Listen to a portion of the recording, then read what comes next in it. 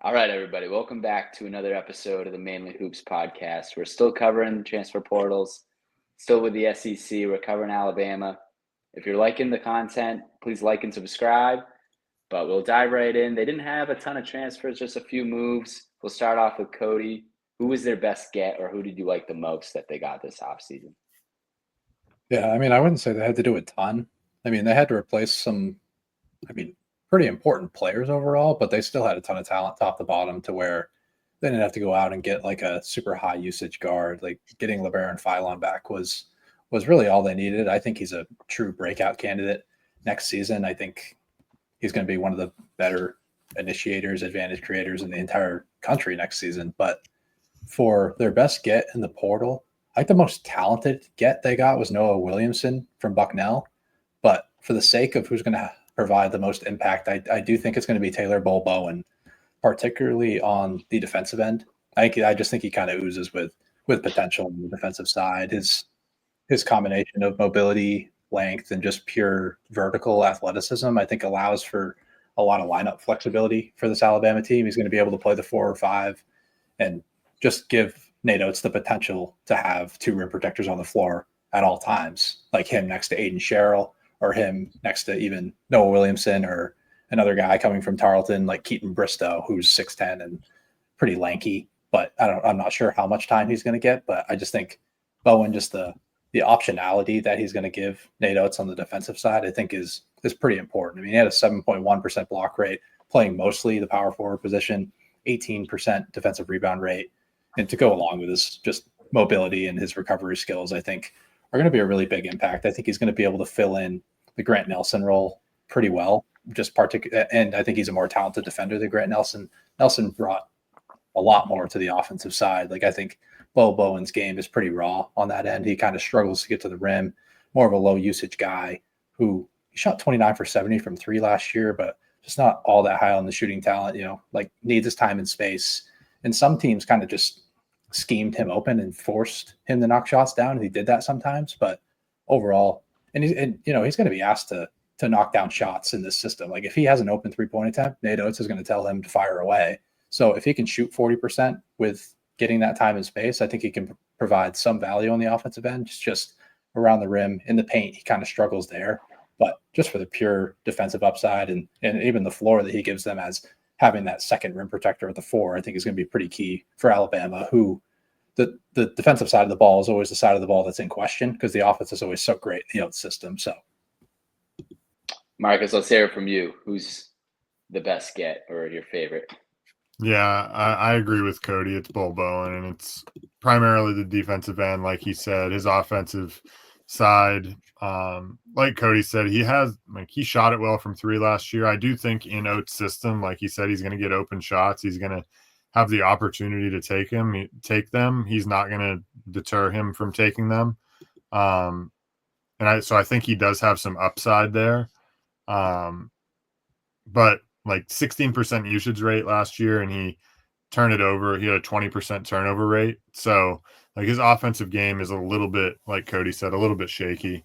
Only a 6% assist rate. So it's not like he's going to be creating a ton of opportunities on the offensive end. But if he can make open shots, it does allow them to play, the 2 big lineup and have 2 pretty serious rim protectors, 7.1% block rate back there. The other area I think that Bol Bowen could make an impact is in the transition game. Like he runs the floor so hard. Any tape you watch, like he's just running the middle of the floor, and like Alabama, the way they love to push the ball up the sidelines, like if they can get it up quick and quickly get one to the middle to him, like it's a dunk. And he's also just like another lob threat for this offense. So I think that'll be really key for them as fast as they like to play. But yeah, no, I think it's definitely Bol Bowen. Cody, we'll let you take it away. Let's hear about the other couple transfers they got. Yeah, that's a great point about Bol Bowen, just providing value in transition. I think that's going to be his number one area of impact for this offense, especially just as a play finisher in general. Maybe he gets on the offensive glass a bit more than he has in the past as well, just because that's it's emphasis.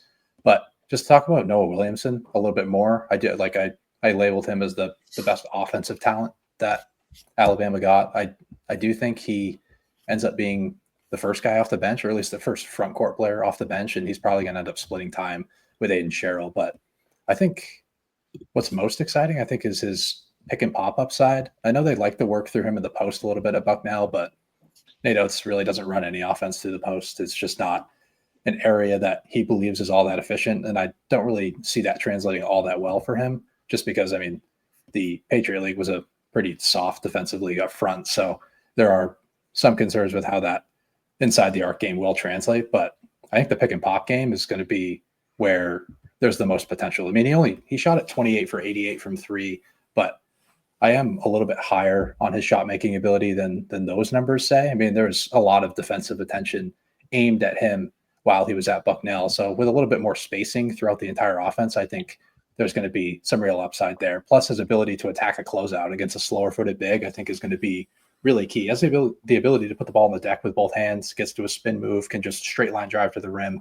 finish with his length, and he's a little bit of a wider frame. I wouldn't call him like a thin frame like Bol Bowen. He definitely has a little bit more to him than that. So I think he has the ability to finish at the rim. Maybe not at like an elite SEC front court level, but I do think there is some skill in Williamson's game that is going to pop at times. Marcus, let's hear it from you. I'll speak to Jalil Bethea coming from Miami, guard. He was a freshman last year. I believe he was like a fringe 4 or 5 star recruit last year, depending on where you looked. But he had a really tough season, like 44.1% effective field goal percentage on a really bad Miami team. Only 32.6% from three, 47% at the rim. But to me, like eye test wise, I do think he has a lot more upside than what he showed last year. We saw, what was it? When Aiden Holloway was at Auburn, like he struggled and he looked terrible. He's a 5-star recruit, and he comes over to Alabama and has a nice breakout season. I'm not saying that we're going to maybe get that level of breakout for Jalil Bethea this year, but I do think that like off the bench this year, he could be a piece that takes a leap and kind of turns himself into, I'm expecting Phylon to probably leave next year. And so then Bethea, maybe if he breaks out a little bit this year, jumps into a much bigger role as a junior. But he's a guy I think that we certainly haven't seen the best of him. And he's capable of quite a bit more. So I'm expecting like a decent leap from him in year 2 in Oats' system. How do we think these guys fit in with the system? It sounds like pretty good, but maybe we'll wrap that right into final thoughts and final predictions.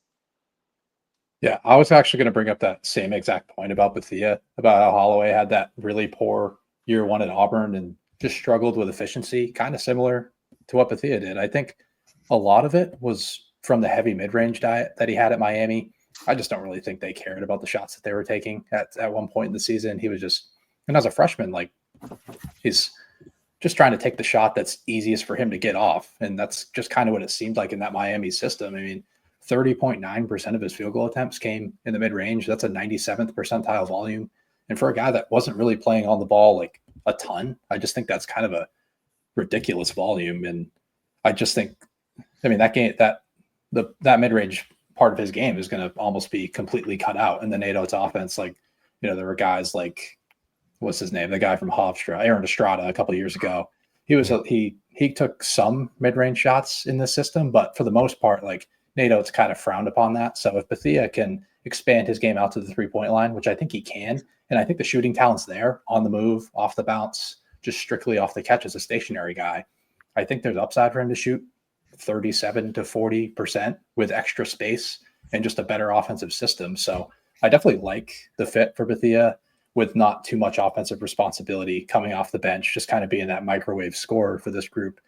But as for like the fit and the system, I do think they addressed the front court fairly well. Like we talked about Bol Bowen a little bit with his defensive abilities. He can kind of mask I'm not going to call it lack of rim protection from Sherrill and Williamson, but I wouldn't consider them like plus rim protectors in this league. But Bol Bowen's really going to help out in that area. for a defense that kind of filters a lot into the paint and near the rim. They like to cut off the 3-point line. So having that frontline defense is going to be really important. So yeah, I think Oats did a pretty good job in the portal overall. Do I think they have championship upside? Maybe. I think it's dependent on what Phylon and Holloway look like in the backcourt as creators early in the season. But yeah, I would say they did a good job, and like they can out talent basically any team in the country in the backcourt. Marcus, let's hear your thoughts on, if these guys fit the system well. Did they get better? Did they get worse? Kind of final thoughts as well. Yeah, I mean, I definitely think they do. I think Bol Bowen, as we've talked about, really helps the defense. I think all three of them really help the offensive upside. Like Bethea can be a bench scorer. I think Williamson has the pick and pop game and some post up game if they allow him to do it. And Bol Bowen, I think, really helps in the transition game, running the floor. So I do like it. I